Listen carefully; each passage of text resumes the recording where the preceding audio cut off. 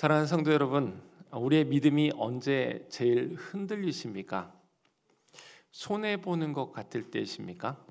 아니면 남들보다 뒤처지는 것 같을 때? 아니면 굳이 내가 이렇게까지 해야 싶나 할 때? 이 중고등부 통계를 보다 보면 1년 중에 출석이 제일 떨어지는 주가 있습니다. 언제인지 아십니까? 정답. 누가 크게 얘기를 해줬어요. 시험 기간입니다. 시험 기간. 시험 기간만 되면 아이들이 이렇게 말을 합니다. 목사님, 이번 주는요 시험 기간이라서요 주일에 학원 가야 돼요. 주일에 공부하러 스터디 카페 가야 돼요. 그래서 그런 아이들에게 제가 이렇게 말을 해줬습니다. 얘들아, 공부는 평소에 하는 거야. 여러분, 맞습니까? 아닙니까? 얘들아, 맞대. 맞는 말인데 잘 안 되는 말이 바로 이 말이죠. 안 하다가 시험 기간이 되면 그때 해요. 물론 저는 우리 교회 중고등부는 평소에 열심히 하다가 시험 기간 되면 더 열심히 하는 줄 믿습니다. 얘들아, 어른들이 아멘하면 안 되고 니들이 아멘해야 되는 거야. 제가 이런 친구들에게 말을 했습니다. 그래도 주일엔 예배를 드려야지. 그러면 꼭 이런 질문이 나옵니다. 목사님, 그럼 교회 오면 하나님이 시험 잘 보게 해주실까요? 그래서 제가 아이들한테 솔직하게 얘기를 해줬어요. 아니야. 아무래도 공부 안 하고 교회 안 나오고 공부한 애가 시험은 더 잘 보겠지. 그랬더니 아이들이 이렇게 합니다. 그러면 목사님 손해잖아요. 교회 나오면 손해 아니에요? 제가 이렇게 얘기했습니다. 얘들아, 지금 당장에는 손해 같아 보여도 앞으로 10년 뒤, 20년 뒤에 너희 인생은 그 아이들과는 다를 거야. 하나님이 책임지시는 길 가운데 있게 될 거니까. 사랑하는 성도 여러분, 믿음의 길은 늘 손해처럼 보이죠. 그리고 성경은 우리에게 이런 손해보는 길을 선택해라, 그것이 믿음의 길이다, 믿음으로 선택해라 하고 말을 합니다. 왜 우리는 이런 선택을 해야 될까요? 오늘 본문 로마서 1장 17절 말씀에 보면 복음에는 하나님의 의가 나타나서 믿음으로 믿음에 이르게 하나니 하고 말을 합니다. 이 말씀은 이 사도 바울이 로마 교회에 보내는 복음의 핵심 선언입니다. 당시 로마는요, 힘이 곧 정이었고 성과가 곧 가치였고 눈에 보이는 이 모든 것이 전부인 세상이었습니다. 그런 세상 한가운데서 바울은 전혀 다른 말을 이어가고 있는 거예요. 복음에는 하나님의 의가 나타난다. 그 의는 믿음으로 시작해서 믿음으로 끝난다. 세상은 우리에게 말을 하죠. 증명해봐. 결과를 보여줘봐. 아니, 가성비가 맞아야지. 근데 바울은 그렇게 말하지 않습니다. 아니다. 그거보다 믿음이 먼저다. 토요일이 되면요, 교회에 나와서 다음날 예배를 준비하는 아이들이 있습니다. 20분 찬양하기 위해서요 2시간 가까이 연습하고 준비하면서 주일이면요 30분 더 일찍, 1시간 전부터 더 일찍 나와서 준비를 합니다. 이것은 아이들만의 이야기는 아니죠. 식당 봉사, 차량 봉사, 성가대, 새가족부, 교사, 이 외에도 정말 많은 부서들이 나와서 봉사하죠. 그런데 그 특송 하나만 봐도 그렇지 않습니까? 특송 하나만 해도 시간을 들여야죠. 신경을 써야죠. 노력해야죠. 이것을요 가성비로 따지면요, 솔직히 말씀드리면 다 손해입니다. 가성비에서는 그렇게 좋지 못한 결과죠. 시간도 들여야 되고 에너지도 들여야 되고 돌아오는 게 없어 보이죠. 그래서 우리 마음 한편으로는 이 마음속의 계산기가 항상 그렇게 말을 하는 겁니다. 이게 내 인생에 도움이 되나? 이만큼 했으면 나한테 뭐가 남지? 꼭 이렇게까지 하면서 신앙생활을 해야 되나? 이런 생각이 들 때마다 갈등이 찾아오죠. 내려놓고 싶고 포기하고 싶고 꼭 그렇게까지 하면서 나의 모습 가운데 꼭 불필요한 것들이 있어야 되나 할 때면 안 하고도 싶습니다. 그걸 알기 때문에 봉사도 꺼려지는 것이고 바쁜 일상을 빼서 하기에는 너무나 큰 희생처럼 보이는 거 아니겠습니까? 근데 이에 대해서 바울이 말을 하는 겁니다. 믿음으로 믿음에 이르게 한다. 바울은 앞에 있는 믿음이 뒤에 있는 믿음을 이르게 한다 하고 말을 합니다. 다시 말하면 믿음에는 그 의미가 다른 두 개의 모습이 있더라 하고 이야기를 하는 거죠. 우리는 이를 쉽게 구분하기 위해서 앞에 있는 믿음을 믿음 A, 뒤에 있는 믿음을 믿음 B라고 해서 이 시간 잠깐 이야기를 한번 해보겠습니다. 먼저 믿음 A는요, 이 첫 번째 믿음은 선택적 믿음입니다. 이 믿음은 아주 단순합니다.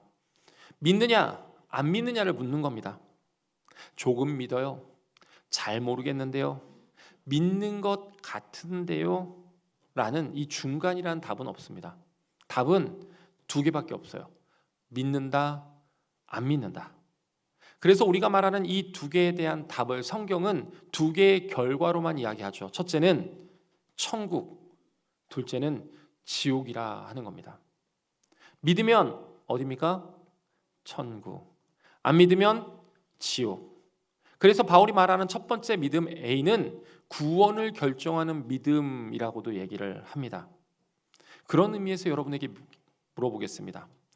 하나님 믿으시죠? 예수님 믿으시죠? 예수 그리스도가 나를 위해 죽으시고 부활하신 이 살아계신 하나님의 아들이심을 믿으시죠? 네. 이 믿음의 고백을 하는 저와 여러분 모두는 훗날 천국에서 다시 만난 사람들일 줄 믿습니다. 바울이 말하는 첫 번째 믿음, 이 믿음 A라고 하는 것은 구원을 결정하는 믿음, 구원을 결정하는 믿음이라고 한다면 두 번째 믿음, 믿음 B는 삶의 방향을 결정하는 믿음입니다. 이 믿음은 믿는다, 안 믿는다로 표현하는 것이 아니라 분량의 차이로 표현합니다. 크다, 작다, 깊다, 얇다, 흔들린다, 흔들리지 않는다로 표현을 해요. 정해져 있는 답이라기보다는 사람마다 다른 크기이며 그 크기에 따라 우리 인생의 모습과 방향을 결정하게 됩니다. 그래서 우리는 이것을 보통 신앙생활이라고 부릅니다. 신앙생활은 하나님에 대한 믿음으로 살아가는 삶을 말해요. 이 믿음은 하나님을 믿는 모든 사람들이 갖고는 있지만 그 결과는 다릅니다. 어디서 다르냐? 천국 가냐 지옥 가냐를 말하는 것이 아니라 내가 하나님께 상급을 얼만큼 받을 것이냐를 결정하는 겁니다.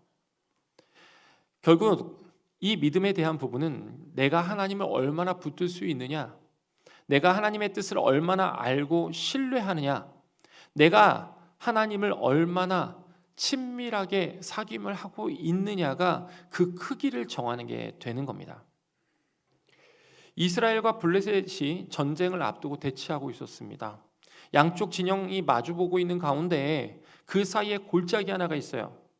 근데 그 골짜기에 장수 하나가 나타났습니다.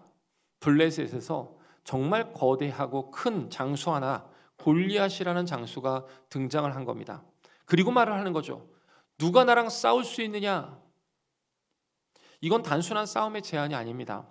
이스라엘의 자존심을 짓밟는 도발이었고 하나님을 모욕하는 선언이었습니다. 이스라엘의 진영엔 군대가 많았죠.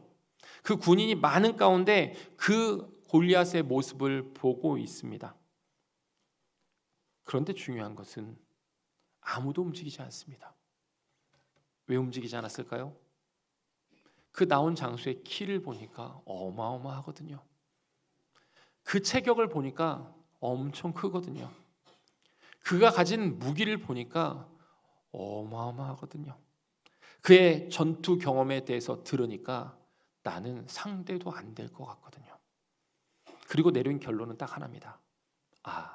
우리는 이길 수 없다. 여러분, 이스라엘을 하나님을 안 믿은 게 아닙니다. 이스라엘은 분명 하나님을 믿었습니다. 하나님의 백성이라는 정체성도 알고 있었습니다. 그럼에도 불구하고 골리앗을 보고 나가니까 나갈 수가 없었던 겁니다. 그런데 그 와중에 한 소년이 등장을 합니다. 이름은 다윗이라고 하죠. 다윗은 체격도 작고 군복도 많지 않았습니다. 전투 경험도 없습니다. 심지어는 여기에 전쟁을 치르러 온 것이 아니라 아버지 심부름으로 두 형에게 안부를 전하러 왔습니다. 그럼에도 불구하고 골리앗 앞에 내가 나가겠습니다. 내가 하겠습니다. 내가 골리앗과 전쟁을 치르겠습니다. 라고 선포를 합니다. 이것은 아무것도 모르는 객기가 아닙니다. 허황된 용기가 아니었어요. 다윗은 골리앗 앞에 서서 이렇게 얘기를 합니다. 너는 칼과 창으로 나오지만 나는 만군의 여호와의 이름으로 나아갈 것이라. 여러분, 이 말을 잘 들어보십시오. 다윗의 전쟁 방법이 칼과 창이 아니라 만군의 여호와라 하고 말을 합니다. 이스라엘 사람들은 골리앗과 싸우기 위해서 본 것은 칼과 창이었습니다. 저 골리앗이 갖고 있는 칼보다 내 칼이 얼마나 우세한지, 골리앗이 갖고 있는 창보다 내 창이 얼마나 우세한지를 비교할 수밖에 없었고, 그래서 그 크기를 따질 수밖에 없었습니다. 그리고 결론은 이길 수 없다라고 얘기를 한 거죠. 그런데 반면에 다윗은 칼과 창을 보지 않습니다. 다윗이 본 것은 오직 만군의 여호와 하나님을 향한 그 믿음만 본 겁니다. 그래서 다윗은 세상의 방식으로 계산하지 않습니다. 세상의 방식보다 더 우월한 하나님의 방식을 알고 있기 때문이죠. 여러분, 믿음이라는 게 무엇입니까? 믿음은 세상을 살아가는 우리에게 알려주신 하나님의 새로운 방식입니다. 이 방식은 문제보다 크고요, 세상에 내미는 칼과 창보다 더 위대합니다. 하나님은 하나님의 백성이 세상에 주는 방식, 세상이 가르치는 방식이 아닌 하나님의 약속이 있고 하나님의 일하심이 있고 하나님의 공의가 있고 하나님의 말씀이 주가 되는 그 믿음으로 살아가길 원하십니다. 왜냐하면 그 믿음엔 축복이 있고 그 믿음엔 형통이 있고 하나님의 선하심이 있으며 하나님의 길이 있고 하나님의 일하심이 그 안에 있기 때문입니다. 그래서 바울은 선언합니다. 오직 의인은 믿음으로 말미암아 살리라. 오늘 이 주일 우리는 놀러 갈 수도 있었어요. 쉴 수도 있었어요. 다른 일도 할 수 있었습니다. 그래도 예배의 자리에 나온 것은 이미 이 믿음의 길에 서 있기 때문인 줄 믿습니다. 우리 하나님께서는 2026년 우리에게 한 걸음 더 도전을 주고 있습니다. 한 번 더 예배드리자. 한 번 더 기도하자. 한 번 더 말씀을 보자. 한 번 더, 한 걸음 더 하나님께로 나아가는, 이것은 전적으로 사람이 계산할 때는 다 손해처럼 느껴지지만 하나님의 그 믿음 가운데서는 가장 안전한 길, 복음이 보여주는 단 하나의 복된 길일 줄 믿습니다. 그렇게 우리는 이 믿음의 길 가운데 흔들리지 않고 그 길 위에 서서 책임지시는 하나님을 바라보는, 그리고 그 하나님이 주관해 주시고 써주시는 인생을 경험하는 저와 여러분 되시길 주님의 이름으로 축원합니다. 아멘.